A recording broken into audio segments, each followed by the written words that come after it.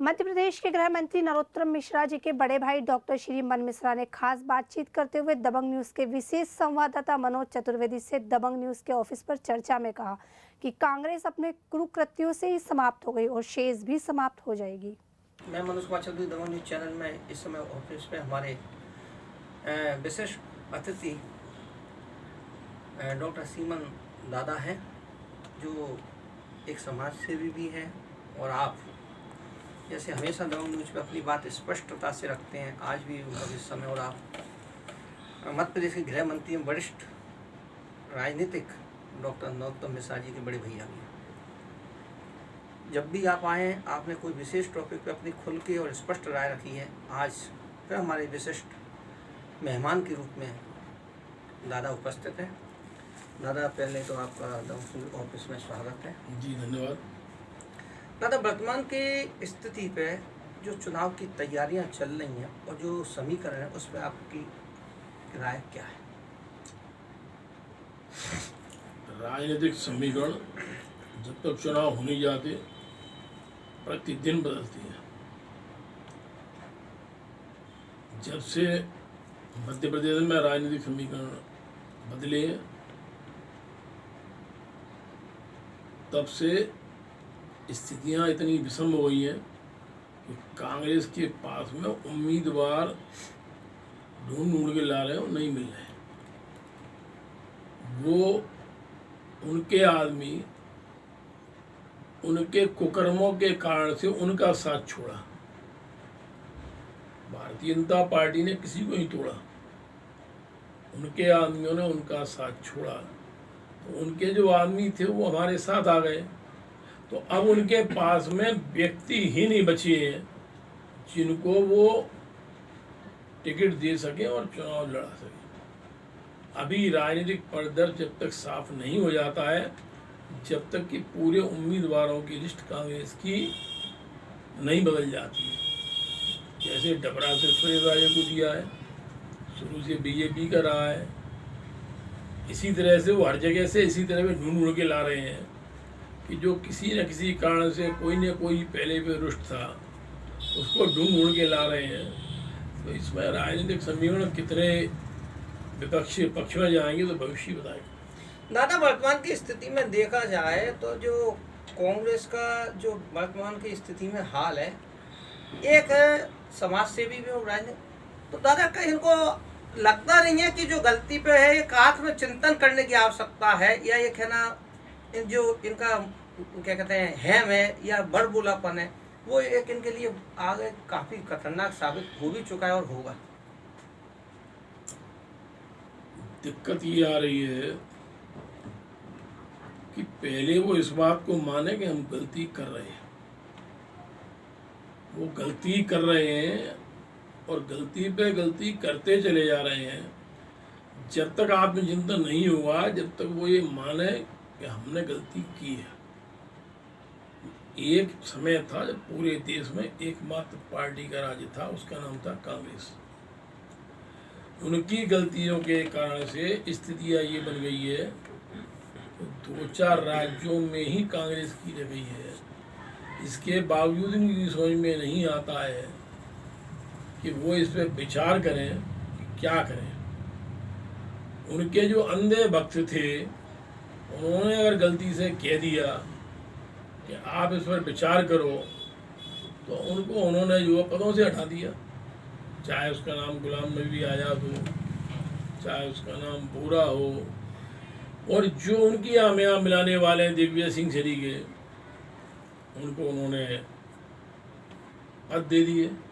तो आत्मचिंतन वो करेंगे कहाँ? आत्मचिंतन का समय कहाँ है? उनको तो वो व्यक्ति चाहिए कि स्वामी दिन को रात कहे तो हम चंदा चमका दें। जो कहेगा वो उसकी करेंगे। आत्मचिंतन तो उनको जब करना पड़ेगा जब वो ये माने कि हम गलती कर रहे हैं। वो मान ही नहीं रहे इस बात। जैसा कि अभी डबरा में मुख्यमंत्री का कार्यक्रम हुआ था और मुख्यमंत्री के कार्यक्रम में ज्योतिराज सिंधिया और दादा के उसमें उपस्थिति में और मंत्री और इमरती देवी आई हैं, वो सब इकट्ठे थे। और उस समय 165 करोड़ का जो एक कहा वो हुआ है योजना का जो लाभ दिया गया, 165 करोड़ जो कार्यक्रम हुआ, उस पर आपका क्या कहना है विकास कार्यों में? लंबे समय से विकास कार्य रुके हुए थे, विकास कार्य होना ही थे, और सरकार का काम विकास करना होता है। जो रुके हुए काम थे उन कामों को क्रियान्वित करने के लिए लंबे समय से लंबित पड़े थे। जैसे कार्गो वाला ही था, वो बहुत लंबे समय से लंबित पड़ा था, उन सबको सुचारू रूप से लाने के लिए उनको शुरू कराया है। अब विपक्षी कुछ भी कह सकते हैं, विपक्षी ये भी कह सकते हैं कि राजनीतिक लाभ के लिए। मैं कहता हूँ मान लो राजनीतिक लाभ के लिए भी है तो डबरा के भले को तो है भाई। जो हो रहा है वो व्यक्ति के लिए नहीं हो रहा है, वो पूरी जनता के लिए हो रहा है। तो इसलिए उनका जो भी कहना हो तो मेरा सिर्फ एक उत्तर है कि भाई राजनीतिक लाभ से हो या गैर राजनीतिक लाभ से हो, आपने 1.5 साल सत्ता में रहे, आपने सब विचार क्यों नहीं किया कि डबरा में कोई भी विकास कार्य होना चाहिए। 15 साल पहले तो मेरे छोटे भाई ने विकास कार्य किए थे, उसके अलावा 15 साल में एक विकास कार्य नहीं हुआ। मैंने मान लिया कि आप सत्ता में ही थे, और 1.5 साल तो सत्ता में थे, आप किसी को शुरुआत ही करते थे। तो हमने उसको शुरू किया है, शुरू करने के प्रयास कर रहे हैं, और हम उसको पूर्ण भी करेंगे, इसका मुझे विश्वास है। दादा एक प्रश्न और बनता है कि जैसे दतिया का विकास हुआ, उसकी तर्ज पे अपना डबरा के भी विकास की बात चले, तो एक प्रश्न बहुत मन में एक आ रहा है और मंच पे भी कि वही चीज वही है, केवल सरकार के बाद मंत्री वो शिवराज सिंह बीजेपी के सरकारी मुख्यमंत्री बने, उन्होंने जो कार्य करे और घोषणा करी और कार्य हो रहे हैं। उस समय कमलनाथ थे, तो ऐसा सरकार और दे वो अपना वही ऐसा क्या कारण कि उस समय वो कहते थे कि है ना, हम प्रश्न भी उठता है जनता के दिमाग में कि हमारे पास फंड नहीं है, बजट नहीं है, और अब ये आ गए। तो क्या इसको एक है ना जनता ये कहना चाहिए, क्या आप इतने अयोग्य अपूर्ण थे कि आपको जो बजट नहीं मिल रहा, उस पर आपको एक समाज सेवी के रूप में और आप दार्शनिक के रूप में भी आपने बात करते हैं स्पष्ट बात, उस पर हम थोड़ा जानना चाहेंगे। बहुत सीधी सी बात समझिए, जो आपकी वाली बात मैं सारी ज़्यादा बुला देता हूँ, फिर मैं दादा से बात करता हूँ। शिवराज सिंह मंत्री बनने के बाद केंद्र सरकार ने कोई फंड दिया नहीं है, नहीं दी। अब पैसा कहाँ से आ गया? वही प्रश्न नहीं, मेरा सिर्फ कहना ये है, जिस बंगले में शिवराज सिंह रहते थे उस बंगले में कमलनाथ के पहुंचने के लिए कुछ करोड़ रुपया सिर्फ उसके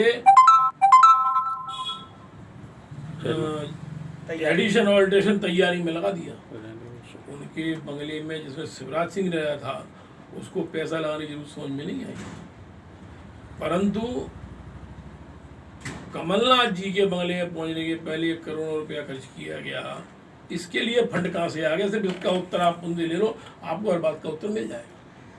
दादा वर्तमान की स्थिति में चुनाव आचार संहिता भी लगने वाली, चुनाव भी हो रहा है, और इस समय पूरा देश एक बहुत बड़ी जिम्मेदारी बन जाती है। जैसे हर बार में आपने स्पष्ट किया क्योंकि आप डॉक्टर हैं, तो चुनाव में और जनता के लिए क्या संदेश देना चाहेंगे कि चूँकि कोरोना भी साथ में है और दोनों के साथ तालमेल करके चुनाव में एक बहुमूल्य अपना जो मत होता है वो बहुमूल्य होता है, तो उसको किस तरह से जनता में आप संदेश देते जाएंगे, सामंजस्य बिठाना किस तरह से अपना? मैं सिर्फ इतना ही कहना चाहूँगा